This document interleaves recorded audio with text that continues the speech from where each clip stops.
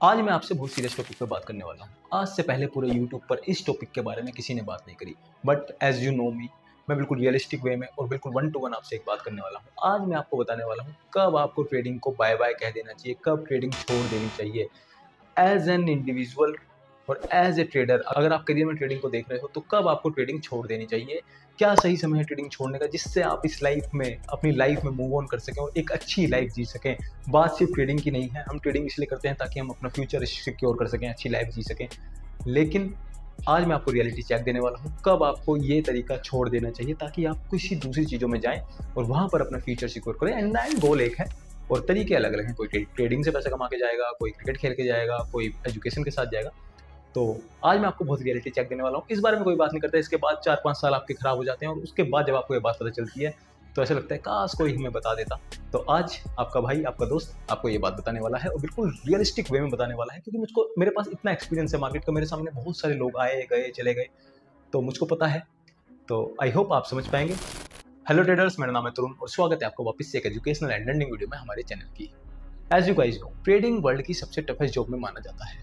अभी जो आप इंस्टाग्राम पर, ट्विटर पर या और कहीं से देखकर ट्रेडिंग में आ तो गए हैं, बट ट्रेडिंग ऐसी नहीं है। ट्रेडिंग सबसे ज़्यादा टफेस्ट जॉब है। इतना मेंटल, इमोशन कंट्रोल, पैसा और बहुत सारी चीज़ें आपको अफेक्ट करती हैं, तब भी आपको एक रोबोट की तरह काम करना पड़ता है। कई बार लॉस होगा, प्रॉफिट होगा, in the end overall PNL, सब चीज़ें हैं। ऐसी एक्साइटिंग डोपामाइन हाई वाली ट्रेडिंग नहीं होती है। ये सिर्फ स्टार्टिंग के कुछ दिन होंगे और उसमें आपको लॉस हो जाएगा, तब आपको रियलिटी चेक में लगा रहे यार मैं तो बहुत गलत रास्ते पर चल रहा था। तो आज मैं आपको बिल्कुल रियलिटी चेक देने वाला हूँ। इतने एक्सपीरियंस के बाद आपको बताने वाला हूँ कब आपको ट्रेडिंग छोड़ देनी चाहिए। देखिए, ट्रेडिंग छोड़ने के 2-3 कारण मेजर होते हैं। पहला कि आपका पास पैसा खत्म हो गया, आपने लोन ले लिया, डेप्ट में फंस गए। बहुत सारे मेरे पास मैसेज आते हैं, मैं आपको दिखा भी नहीं सकता। ऐसी ऐसी बातें कहते हैं कि सर इस लेवल पर आ गया हूँ, आप मुझे अपने पास रख लीजिए, मुझे देख लीजिए, पैसा बिल्कुल नहीं है, खाने तक के पैसे खत्म हो चुके हैं। एक ये है जब आप ट्रेडिंग नहीं, आप गैम्बलिंग करने लगते हो। मुझको बड़ा बुरा भी लगता है, बट मैं कुछ नहीं कर सकता। सेकंड, ट्रेडिंग इसलिए छोड़ते हैं क्योंकि इतना एफर्ट करने के बाद भी उनको प्रॉफिट नहीं हो रहा होता और वो जिस मनसा के साथ ट्रेडिंग में आए थे, जिस गलत सपने या गलत जो लोगों ने सपने दिखाए थे उसके साथ ट्रेडिंग में आए थे, वो उसको पूरे होते हुए नहीं नजर आते हैं, तब छोड़ देते हैं। और थर्ड, वो लोग छोड़ते हैं जो मेंटली, फाइनेंशियली और करियर वाइज सब कुछ खो चुके होते हैं और उनको मजबूरी में ट्रेडिंग खुद ही बाहर निकाल कर फेंक देती है। तो मैं नहीं चाहता आप इन तीनों में से किसी कैटेगरी में आए। मैं चाहता हूँ कि ट्रेडिंग आप अपने खुद के मन से छोड़ें, ना कि मार्केट आपको बाहर निकाले।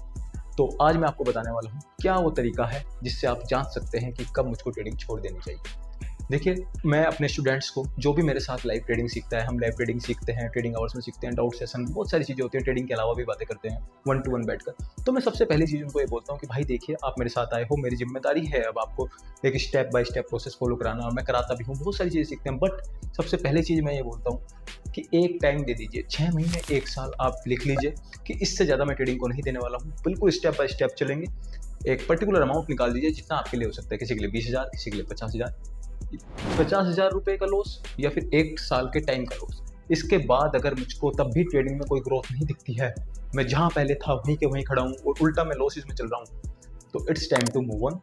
हम ट्रेडिंग को सेकेंडरी करेंगे, प्राइमरी फोकस अपना और करियर में चलेंगे, ताकि आप अपने करियर में, एक छोटी लाइफ है हमारी, इस छोटी लाइफ में बहुत सारे फेजेज आने वाले हैं, आगे आपकी फैमिली है, ताकि आप एक स्टेबल फ्यूचर की तरफ बढ़ सको। सबसे पहला तरीका इसको जानने का है कि अभी आप कहाँ खड़े हैं, आपको कितना ट्रेडिंग में आता है।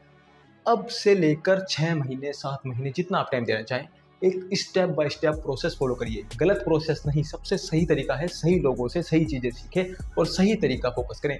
बहुत सारे ट्रेडर्स हैं 3-4 साल से सिर्फ अपना पाथ ही फाइंड आउट करते रहते हैं, कभी इधर कभी उधर, कभी किसी सेटअप के पीछे चले गए, वो लूप में फंस जाते हैं और वो लूप नेवर एंडिंग लूप है। इन द एंड आप फिजिकली, मेंटली, फाइनेंशियली सब कुछ बर्बाद करके घर में बैठ जाओगे। आपको अगर मेरी बातें मजाक लग रही हैं तो मैं आपको मैसेज के स्क्रीनशॉट दिखा दूंगा कि लोग कितने परेशान हैं। तो अभी अगर आप ट्रेडिंग में आ रहे हैं, ट्रेडिंग कर रहे हैं, तो एक रियलिटी चेक ले लीजिए। बहुत टफेस्ट जॉब है। किसी और फील्ड में अगर आप टाइम देते हैं तो सिर्फ वहाँ पर आपका टाइम का लॉस होता है। ट्रेडिंग में टाइम के साथ साथ पैसा भी जाता है, तो बहुत रिस्की है और बहुत सोच समझ के एक कैलकुलेटिव रिस्क आपको लेना चाहिए। अगर आपने 6 महीने डिसाइड किए हैं तो 6 महीने का मतलब ठीक है, मैं अगर इसके अंदर मुझको अपने आप से, तो आप झूठ नहीं बोल सकते ना। तो अगर आपको ग्रोथ नहीं दिखनी है तो it's time to move on. Secondary कर दीजिए, धीरे धीरे काम करिए, बट प्राइमरी फोकस कहीं और कर लीजिए। लेकिन अब आती है मेन पॉइंट। जो भी आपने टाइम दिया है, 6 महीने या 1 साल, किसी के लिए 2 साल हो सकते हैं, कोई यंग हो सकते हैं, और इतने पर्टिकुलर अमाउंट दिया है, उसके बाद अगर आपने एक बार डिसाइड कर लिया तो आपको अपने आप को 110% एफर्ट करना पड़ेगा। ऐसा नहीं होगा कि अभी मस्ती मजाक में बिना कोई फोकस के, आपको फिर 100% देना पड़ेगा। यहीं पर लोग फंस जाते हैं। जब 6 महीने साल भर बीत जाते हैं तो फिर कहते हैं शायद मैंने 100% नहीं दिया, मेरे अंदर ही कुछ कमी रह गई, फिर मैं दोबारा 6 महीने दूंगा, फिर दोबारा 6 महीने दूंगा। ऐसे करते करते एक नेवर एंडिंग लूप में फंस जाते हैं। तो आपको सबसे पहले डिसाइड करना पड़ेगा, अगर आज मैंने ट्रेडिंग चूज कर ली है तो जितना कोई मेहनत करता होगा ट्रेडिंग में उससे ज़्यादा ही मैं करूँगा, उससे कम नहीं करूँगा।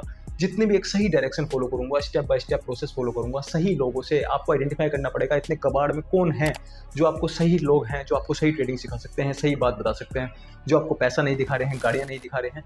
देखिए ट्रेडिंग बहुत बोरिंग है और बहुत ही दिमाग का काम है यार दोस्तों, बहुत इमोशनल कंट्रोल एंड और बाकी चीज़ें हैं। आपको ये समझ होनी चाहिए, एक बेसिक समझ, आपको पहचानने की समझ होनी चाहिए कि कौन सही है और कौन गलत है।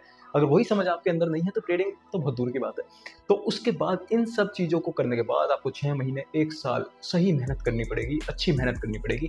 फिर 6 महीने के बाद आप देखिए कि क्या आपने 100% दिया। अगर हाँ, तब भी आप कामयाब नहीं हो पा रहे हैं, तब भी आप जहाँ थे वहीं खड़े हैं, तो guys it's very sad to say this, but आपको ट्रेडिंग फिर छोड़नी पड़ेगी। इसको सेकेंडरी कर लीजिए, प्राइमरी अपना फोकस कहीं और लगा दीजिए।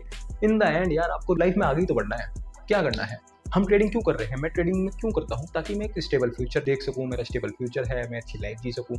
इस लाइफ तक, इस गोल तक पहुँचने के बहुत तरीके हैं। ट्रेडिंग भी है, यूपीएससी भी है, बैंकिंग भी है, गवर्नमेंट जॉब भी है, प्राइवेट जॉब भी है, और स्किल्स हैं, फ्रीलांसिंग है, और जगह भी जाकर देखिए। सिर्फ इंस्टाग्राम में किसी के बहकाव में आने पर ऐसा मत करिए। मैं आपको बहुत हार्ड रियलिटी बता रहा हूँ, कोई इन्फ्लुएंसर ऐसा नहीं बताता है, क्योंकि इन्फ्लुएंसर का काम आप लोगों से ही चलता है।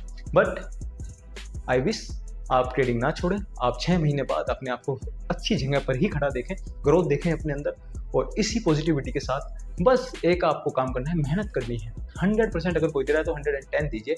उसके बाद बहुत ही रेयर केस है कि आप फेल हो जाए, लेकिन जेन्यून आपको मेहनत करनी पड़ेगी, रियल मेहनत करनी पड़ेगी।